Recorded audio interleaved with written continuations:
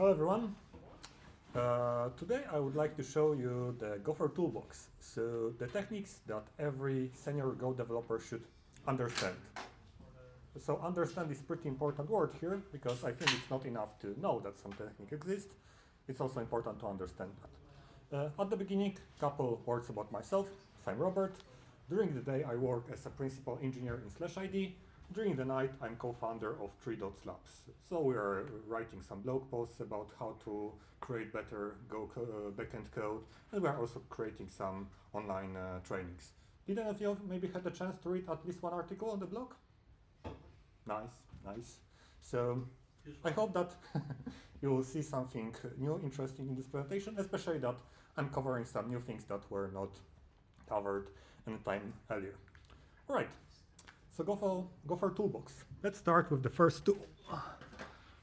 So this is the first tool. So this is Hammer. I'm using this to convince people to use clean architecture, domain-driven design. Works pretty well. But I'm using this one if it doesn't work. Usually it does, if Hammer didn't work. But jokes aside, so if you look on these two tools, so is any of those good or bad? So those are the tools. Yeah? So Hammer have some use cases, pneumatic hammer have some use cases as well. So if you're a carpenter and you're doing wardrobe, well, this hammer will be useful. This one probably is not the best idea to use that. And why it's important? So let's imagine. So I will read the slides for people that are far away, because it may be a bit small, but if you see tweet like this, don't try to use pneumatic hammers in work, you'll be frustrated and there is no need. I see many videos with thousands of views showing people how to use them. They are doing more harm than good. Sounds a bit ridiculous. As I said, pneumatic hammer, it have its usages. From other sides, sometimes I see tweets like that, like domain-driven design, open OOP.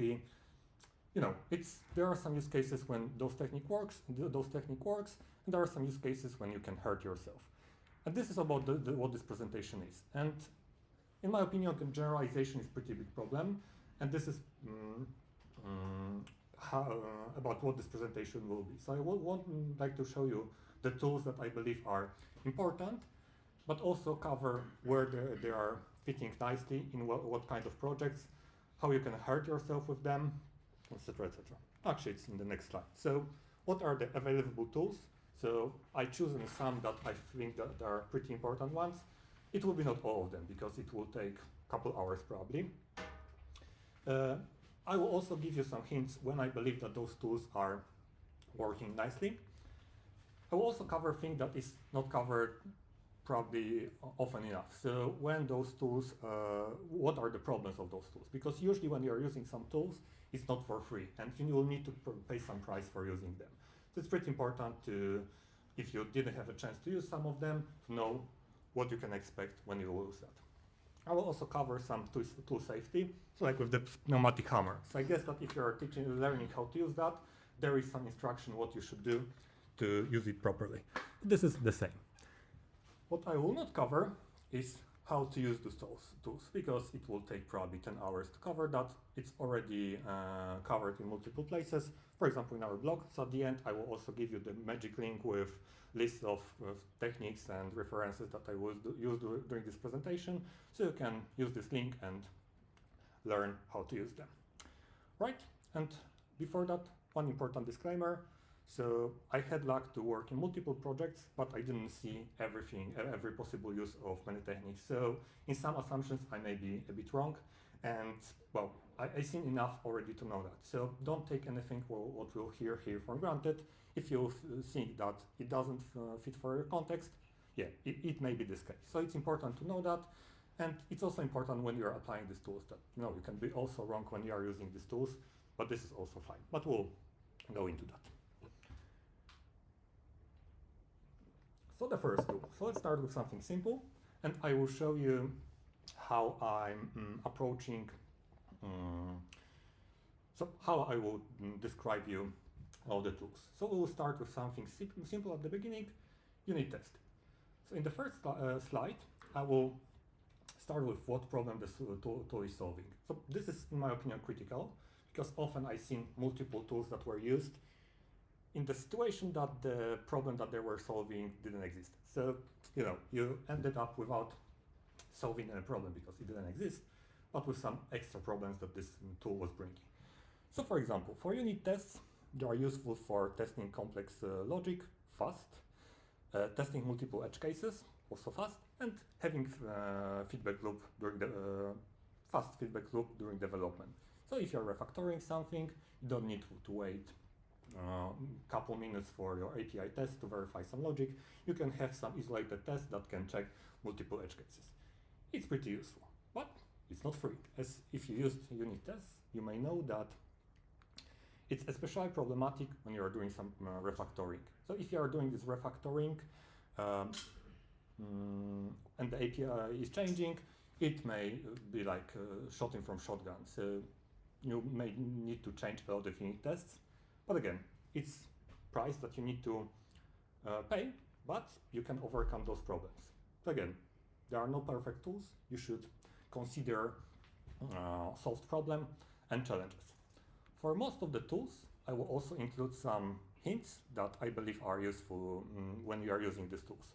For example, unit tests, it's probably, so I heard multiple times that, oh, you shouldn't use Testify because Google said that Testify, you should use libraries for assertions. In my opinion, usually you probably can do that. And the last slide is something totally new that we found created pretty recently, and this is the radar chart. And I know that probably you cannot see the captions, so I will go over them and explain how it works. So the idea is that this radar chart should show you some high-level overview if this tool is fitting to your problem. So on the top, you can see if it's fitting the simple project. On the bottom, you can see if it's fitting complex project. You can see on here on left if it's good for a small team, if it's good for the big team. And here you can see if it's easy to maintain and easy to learn.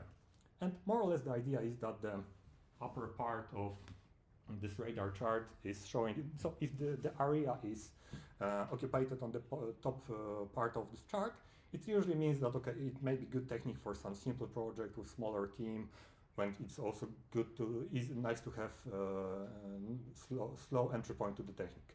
The bottom side is better for techniques that works for more complex projects with bigger teams, and you can also, you care about ease of maintenance of that. I hope it makes sense. You'll see in next slides more. Important things, easy to learn, it's easy to learn, not easy to master. So it's pretty important to mention. And you may also ask that, for example, we have, I don't know, ease of maintenance, 73%. What does it mean? And it means nothing. So it's just useful to compare between techniques, but you will see that it's useful enough. And it's also hard to say, like, okay, what does it mean that it's 73% ease of maintenance of maintain order? It's like, estimating some task, like, I think it's 3, no, it's 5. It's pointless. So it's just useful to compare. All right, so the second technique, mocking. So this is recently a bit controversial, I think. If somebody will ask me 10 years ago, probably it wasn't that controversial, but now it is a bit. And what problems mocking is solving? So the first one, speed up tests for logic that depends on slow I/O. And with slow I/O, we include external services, databases, etc., etc. So this is with what mocks are helping you. So you have some external dependency, you can mock that, and you can test it faster. And the other thing that is good about mocks, and is not mentioned that often, is that it helps with integrating unfinished functionality. For example, we can agree that we're implementing some functionality, so I'm implementing the REST API, you're implementing database, and you're implementing the domain logic, for example. And we can agree on the interfaces, integrate it later based on mocks, and we can, for example, integrate with frontend a bit earlier. So that's pretty useful if you would like to ship features that are complex quickly. Challenges. So if you use mocks, you know that it's not for free as well. So keeping mocks up to date, it's if interfaces are complex and are used in multiple places. Well, unfortunately, if interfaces will change, you will need to update mocks as well. You may be also wrong when you are mocking behavior, and it can give you some false confidence with that, okay, this functionality is tested, but actually your mock was wrong, and unfortunately you can have some bugs.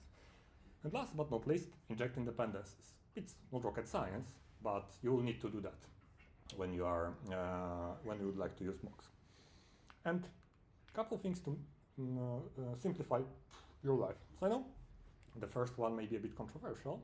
So consider writing mocks by hand, because I think in Go a big part of problems with mocks is one or two libraries that are trying to generate mocks, and in my opinion, they are not doing it in the best way, and it's ending up with a lot of empty interfaces. Debugging is taking hours, and they are not working in parallel and outside of tests. So alternative that I believe is working much nicer is trying to write them by hand, and it's actually not that bad if you try to do that. At the end of the presentation, it will be the link with all the sources, so you can see how we are writing mocks, there by hand. And usually it's 3 minutes of work to write mock of something, and it's much easier to debug later, and it's much easier to define some complex functionality there. Another thing that I noticed pretty often was something that I named perimeter mocking. So if you go a bit earlier in slides, so what problems mocks are solving? So speed up test logic that depends on slow I/O. So if you are mocking your domain logic or application logic, do you have this problem? Not really. And so this is actually example of perimeter mocking. When you are mocking your domain logic, something that doesn't have I/O that's fast, and well, you may end up with the challenges from the. So this is the situation that I said earlier. You're solving a problem that doesn't exist, so you're ending with problems without solved problems. So it's not the best thing, and you can be also wrong with assumptions there. So try to avoid that. You can have some interfaces there, but you don't need to mock all of the interfaces. Again, it's also a good idea to test functionalities without mocks. So if you may be wrong, you may have some wrong assumptions with how to mock some logic. So in this case, it may be pretty helpful to have at least one automatic test that is testing this functionality without mocks. So you don't need to go over all edge cases there, but it's good to have at least one test for that, so you can detect wrong behavior. Of course, you won't cover all scenarios that are possible, but it's never possible. It's never the goal. And the radar chart. So you can see that it's going pretty down. So for complex projects, it's pretty usually useful. For simple projects, smaller team, okay, it's maybe nice to have, but it depends. But ease of maintenance, it's not. But again, you need to choose which problems you like more. And before next technique, I will show you the fun image that I found some time ago in internet. So this is the image. So you can see that this is somebody's garden, probably. This is a small pond, and this is a yacht there. But this image is not that fun enough without caption. This caption is saying that it's applying the high scalability tips from Google and Netflix software architectures to your trivial projects. That's exactly that. So, and I think that it's usually the problem. And to show this problem, let's do a quick survey. So how big is the development team in the company that you're working in? So 1 to 10 people. You mean software engineering in general. The single team or Only in company. Oh, in the So 1 to 10. Okay, 10 to 30. 30 to 100.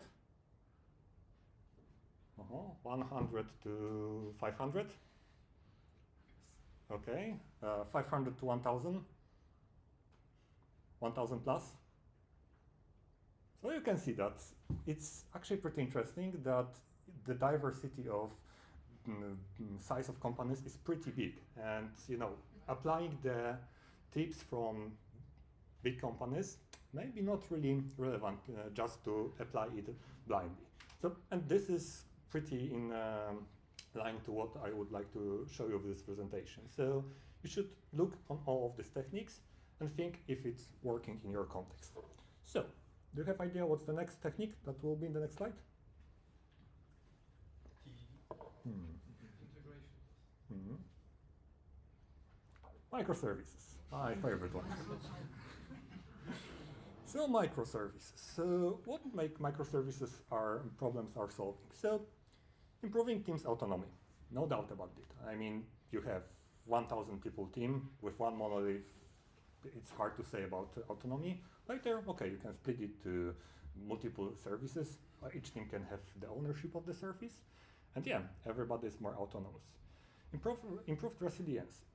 Yes, so if your monolith will die, probably entire application will die because, for example, out of memory or something like that. Again, if one microservice will die, probably entire application will not die, as long as all the other microservices will depend on that. But unfortunately happens sometimes. And from other side, you can also have good automation with monolith that can check some strange things that is happening to that, some canary releases, so it can be also pretty resilient. But again, microservices are better with that. And scalability, but extreme scalability. So we're not saying about some basic scalability, but really, really extreme scalability here.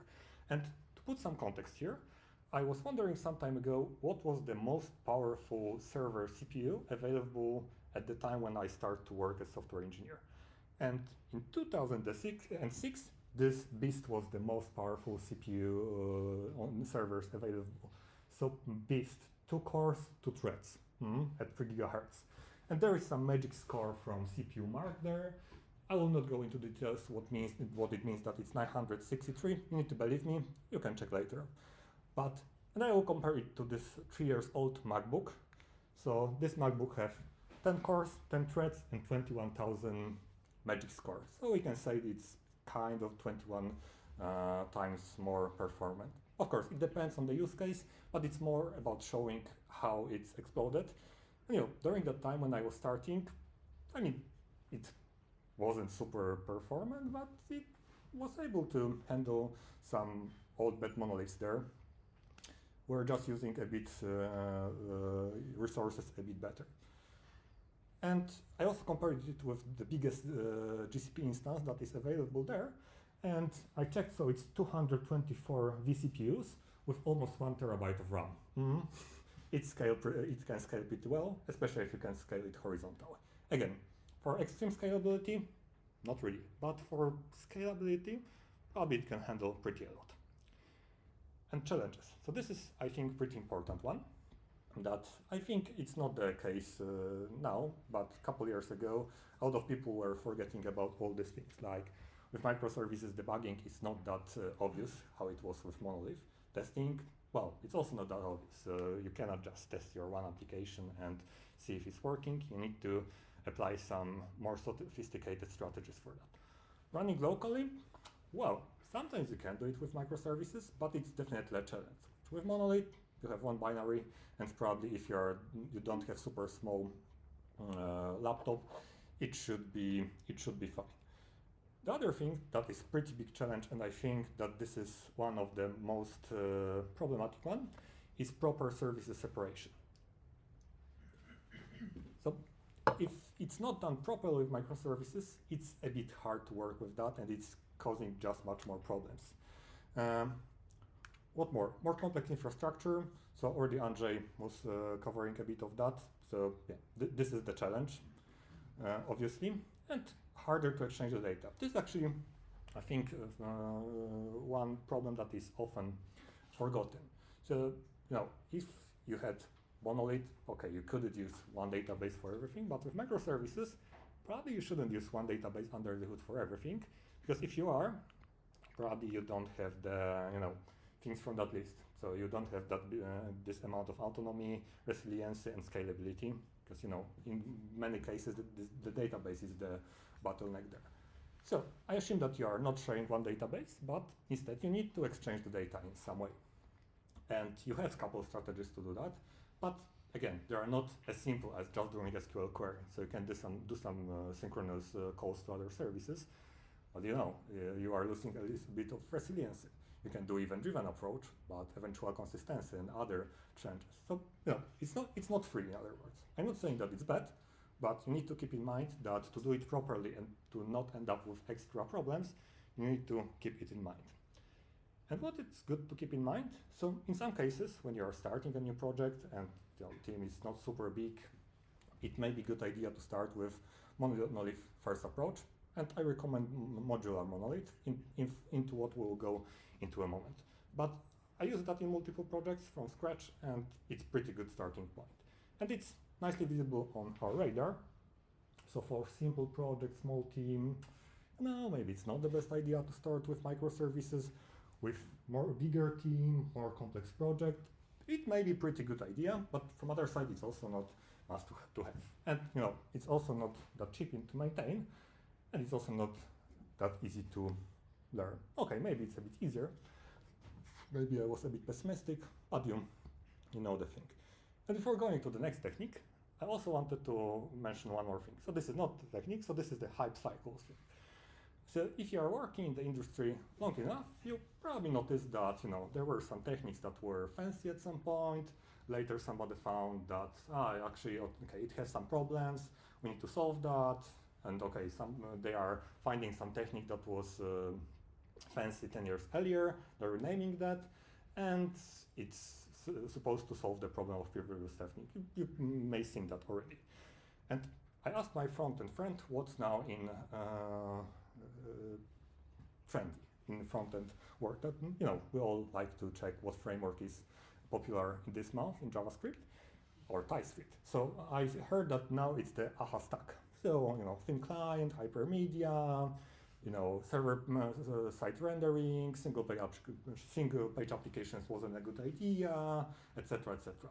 Do you know what? I cannot unsee one thing. It's totally what PHP was doing 15 years ago. So. But laughing from front-end guys is always funny. We're doing totally the same. So this is the slide from my presentation from 2018. And the idea was that 4 years earlier, somebody said that we must adopt microservices to solve our problems with monoliths. Well, unfortunately, in 2016, we found that, microservices have problems, but we have Docker that will solve problems with microservices. It didn't help. Fortunately, came Kubernetes in 2000, well, of course a bit earlier, but I'm more showing when the hype was going up. In 2018, Kubernetes was supposed to solve all problems with Docker. We're 6 years later. We already know that Kubernetes didn't solve all problems, and it has its own. Andrzej covered a bit of that. So my prediction was maybe serverless. We already know that serverless also didn't solve this problem, but maybe monolith will solve this problem. Yeah, I see that it's starting to get some traction actually with monolith again, but it's important to keep in mind. Those are hype cycles, and that if it will be hype for monolith again, that I guess it will be because it was already a couple times. It was also hype for microservices a couple times. You can look for different names for microservices like service-oriented architecture or a couple more. I'm not that old to know the older ones, but it was there. I heard from people. So the next technique, the modular monolith that I mentioned already a couple times as alternative to microservices approach. So this is actually nicely working with microservices because it's kind of solving the problems that you can have with microservices. It's easier to debug. It's one binary, so it's not distributed. So it's making it a bit easier. It's also a bit easier to test. I'm not showing faster, but it's easier, of course. It's possible to run it locally. So you have one binary, especially with Go. I'm not saying about Python or something else. With Go, sorry, it's super simple. And it's easier to change module boundaries. So with microservices, if you had some bigger projects like changing, merging services, moving stuff between services, it's usually the mess, and it takes ages to do that because of multi-team synchronization mess. I had still nightmares about that. With monolith, You know, you can move some code, so it depends on the size of the team and the policies, but in general, you can do it within one binary, you can test it locally, you can test it, and it's much easier to do, especially with Go. So I would be afraid to do it with PHP. I tried when I was younger, no more. With Go, it's actually pretty nice. So usually when I was doing some super strange big refactorings and it compiled, pretty often it actually was just working. So with Monolith, it's of course easier. But as you already know, it's not for free. So you cannot deploy individual part of the system. So you're updating your system, you have 100 people in the team, you're deploying each day, that I recommend, and I think it's in general a good idea. But you know, you will be fighting for deployment. If CI is broken and you are the person that broke CI, it's not the best situation. So again, you need to choose if you like this and if you can afford this. Again, I now work in the company when we have modular monolith, and we're living with that, and we're pretty happy with the, spoiler, with those things. But yeah, when we'll have 100 more people, it won't work anymore, of course. What to keep in mind?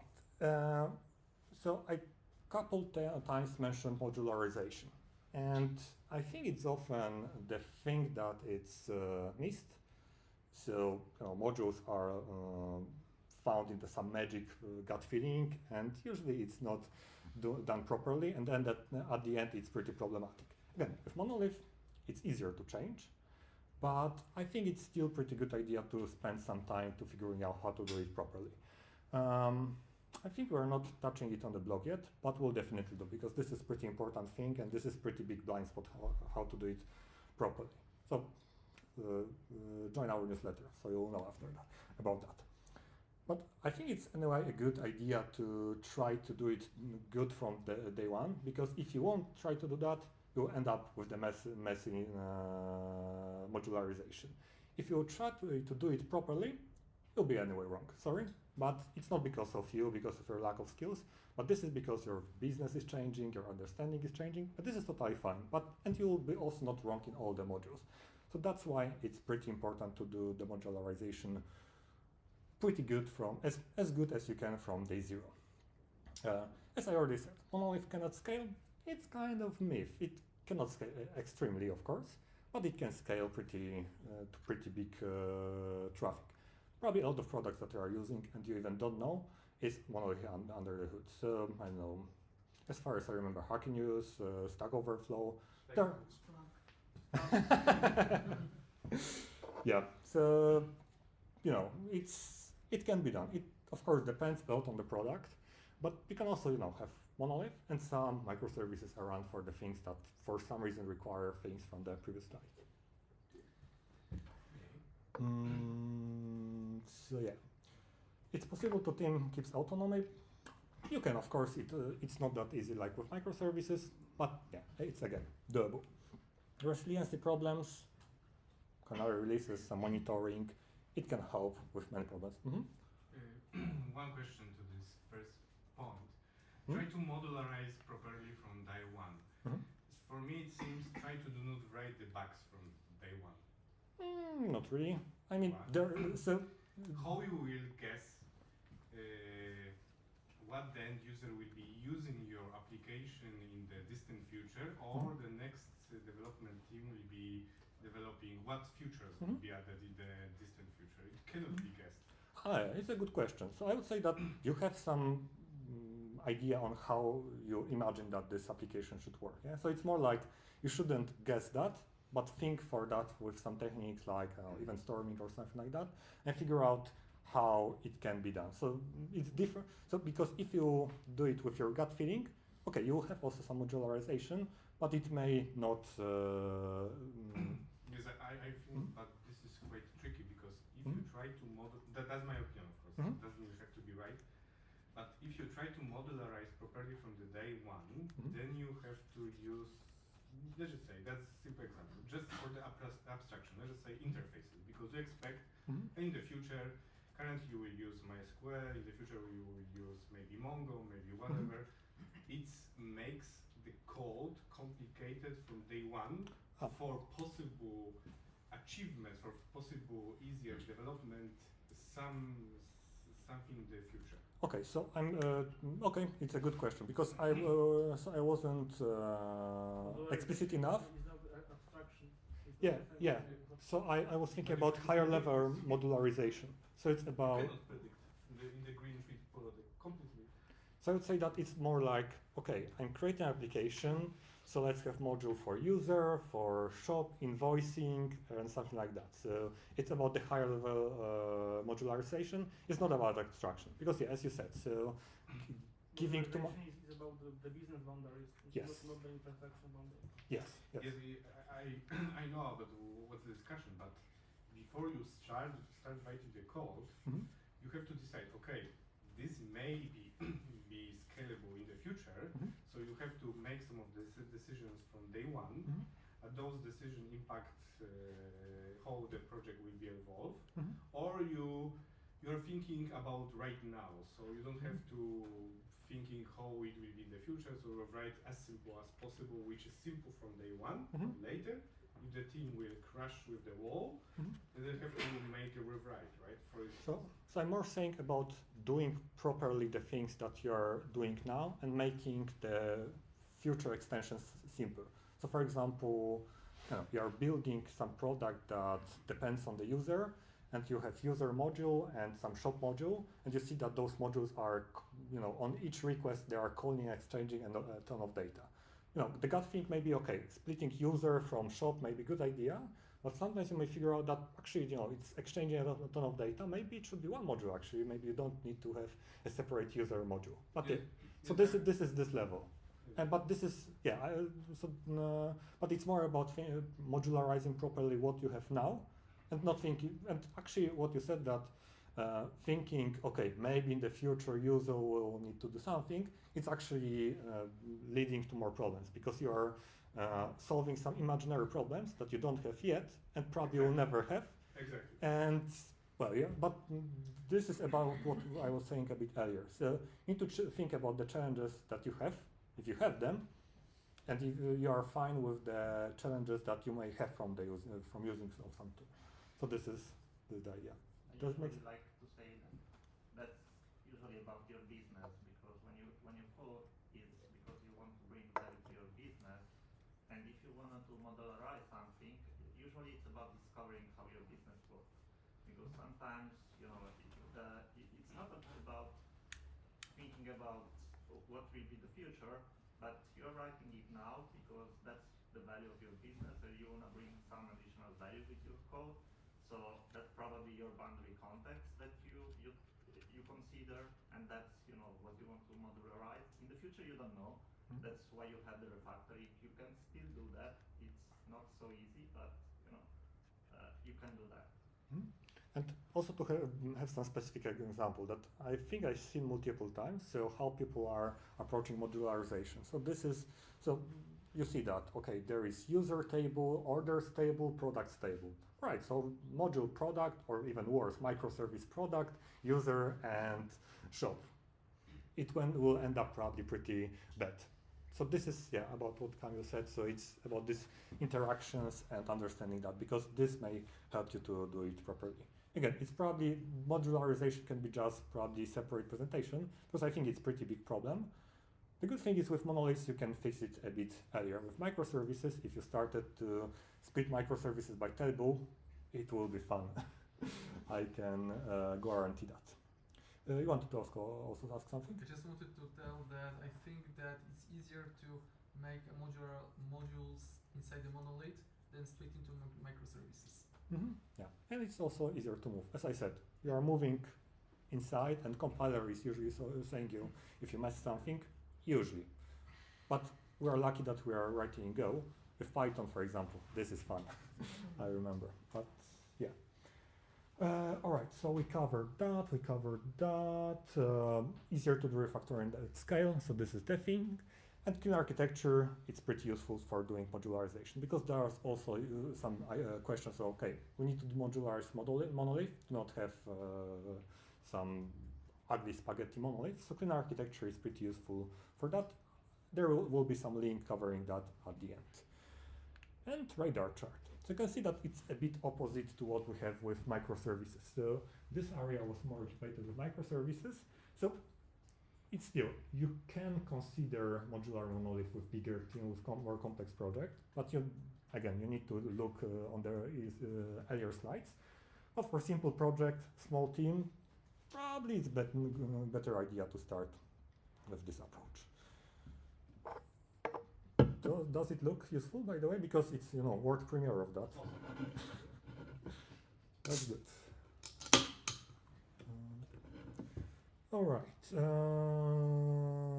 So the next technique. So the next technique will be also connected with microservices, because I said that exchanging data is tricky. And there is one magic technique that helps with that. It's event-driven architecture. So it's solving a couple problems.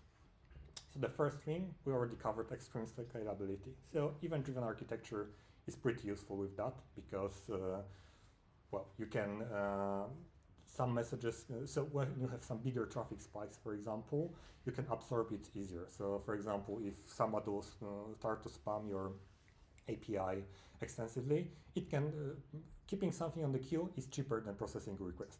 I guess that in Splunk you know about that. And I guess that you are not processing everything synchronously under the hood. I'm guessing, I don't know. I hope. So this is pretty useful for such things. Handling some background processes. So sometimes you need to integrate with some external third parties, and unfortunately sometimes, there are friends of your boss, you need to do that, and they are super slow. So in this case, it's not good to integrate with them synchronously during the request. It's good to queue something and process it in the background, as long as you can, because it's not always possible. Improve resiliency. Let's imagine that the database is down in the middle of the night. You're on call. If it's processed synchronously, sorry, you will be waken up. If it's on the queue, spinning, and it doesn't need to happen immediately, you can sleep and be more happy. Solving the microservices data sharing. So I already mentioned it, that, okay, you don't need to call synchronously for all the data that you can have.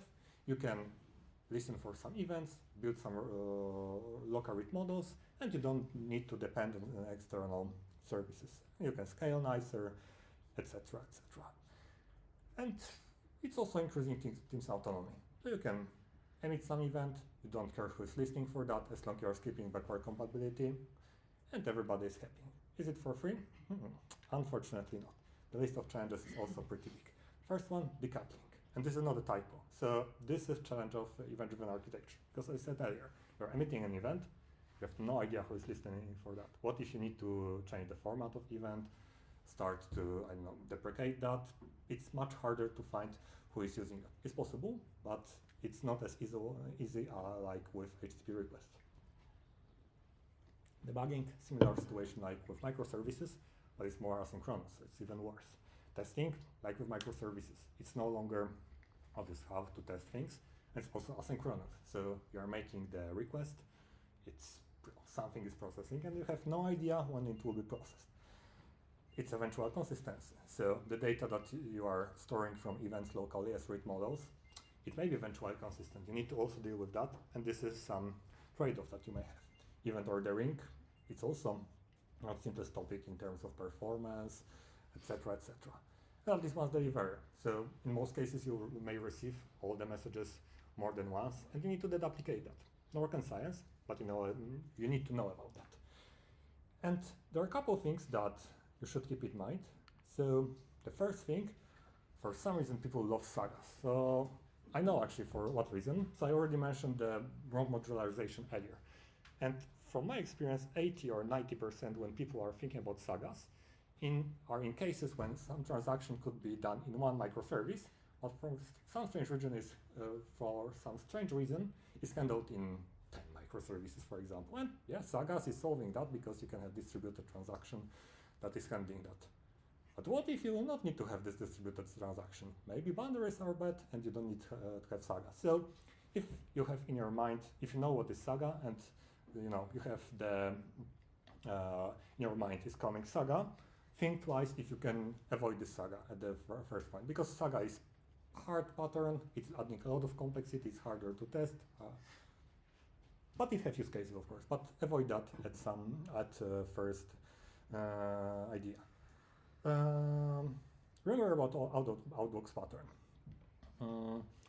So usually I think that people were using some message or event-driven architecture, but they were not using outbox pattern. So the idea is that you're publishing your event or message to database within the same transaction as you're updating the data.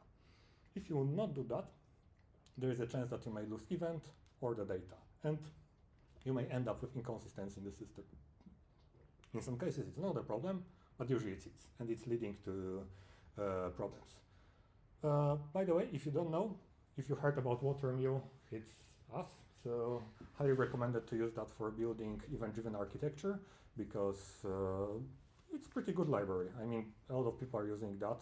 It has over 6,000 stars on GitHub, so probably somebody is using that. So if you are looking to build event-driven architecture, so we'll really recommend that, as it. So this is library. It's not some kind of framework. That is a library that it can be already put in the system that is already working, and it can work with Kafka, Rabbit, and all the stuff. So it's kind of independent from that. And also, if you would like to learn how to build event-driven architecture, from time to time we also have online training, Go Event-Driven, that we are showing people how to build such architectures. Over 600 people actually joined that, so pretty a lot. If you would like to have links for that, again, link at the end of the presentation. And radar chart. So again, simple project, small teams, maybe, but for really specific use cases. For bigger team, more complex projects, it may be probably a good pattern to use. It's also pretty easy to maintain, in my opinion, as long as you are following a couple of rules that you should follow. And it's not that easy to learn, but it's also no rocket science from other sides. So their problems of event-driven architectures are solved problems. So it's not about reinventing the wheel, it's just about learning about some created patterns. All right, the next pattern, a bit controversial one, or yeah. All right, so what problems ORMs are solving? So as the name states, it's mapping the database relations to in-memory objects and vice versa. This second part is probably more important, because reading from database is fine, but writing it back, it's not that simple. Challenges. So it's harder to understand the code, obviously, because ORM have some under the hood magic, and it's just harder to understand how it translates to queries, and it's pretty simple, easy to introduce some performance bottlenecks because of those points. But again, it's solving some problem. Again, it's like with this. It's nice that it's making sound. So it has some usages. In some cases, it may be not best idea to use that. In some cases, it's actually helpful. Most of the tools was created for some reason. It's not. Sometimes, unfortunately, for money, but ORMs, I mean, there are no pays ORMs, so at least it wasn't created for money. And it's good to consider a couple of things, because I heard multiple times that ORMs are bad, etc., but there are some reasons why people are thinking of that. But at the beginning, consider if your data model is relational model, maybe no SQL, maybe even sourcing, maybe it's not fitting. It may be you're not solving the right problem. This one is pretty important. A couple of ORMs are bad. I will not state the names, but I can mention one name that we recommend, and this is SQL Boiler, because it's, instead of normal ORMs, it's so database schema is not created by ORM, but ORM is scanning database and creating models out of database schema. At the beginning, I was thinking that it's crazy, but it's working actually pretty nicely. So the first thing is that you don't need to do some magic to map your models to the database because ORM doesn't support some schema or whatever. In this case, it doesn't exist. It's just scanning your models, and it's good. It's also, thanks to this to this approach, so it's generated code. You have almost no empty interfaces, so it's pretty strict if you are using that. So in most cases, if it compiles, it will work. Maybe slower, but it can happen. But in this case, you can still use raw queries. And I would say that Pareto rule probably work here nicely. So 80% of queries can go with ORM, 20% maybe it can be raw query, so it can work a bit nicer. And this one. So I think usually I've also seen that people were saying, okay, ORM is bad or whatever, but they have problem from the first slide still. So how it ended up? They re-implemented ORM on their own, and they still had problem from previous slide, plus the problems that it was home built, so it didn't have all the functionalities. So yeah, it's maybe in some cases it could make sense, but usually, it's good to consider using something that is already there. And last but not least, if you have your ORM models, don't spread it through entire application. So don't reuse it for REST API, domain logic, because this is the place from where most of the problems are happening. And the architecture is pretty helpful to use that. And I know that for some people it may be out of mapping, etc., etc. But this is investment. That we have also Miłosz wrote a blog post about that on our blog. So this is a blog post.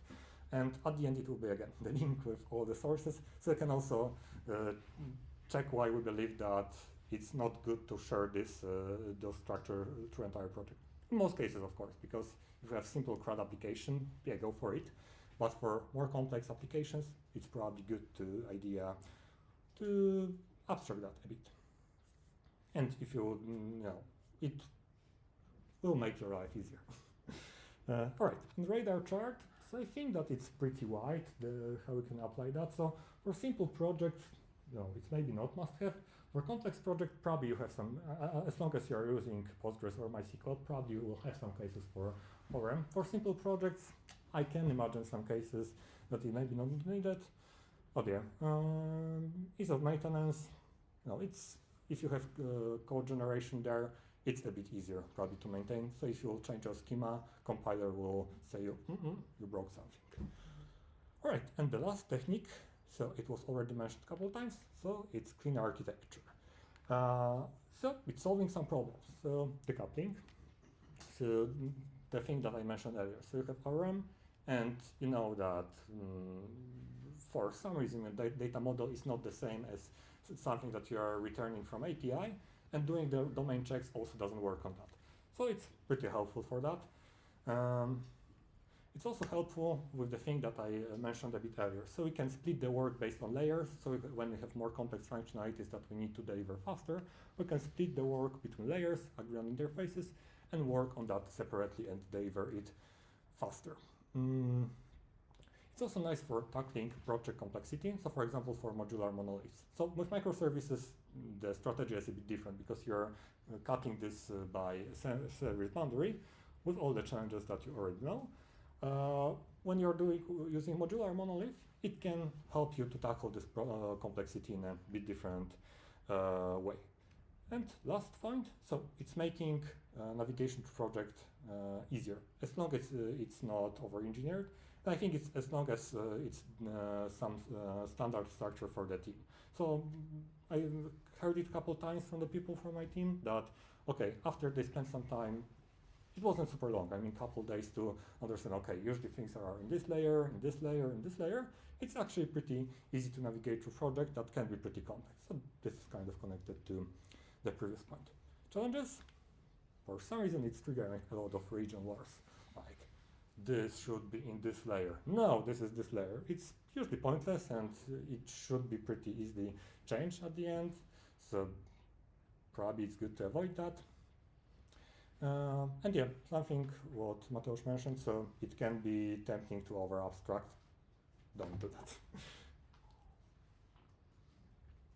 Yeah, I think that at the end, architecture is not.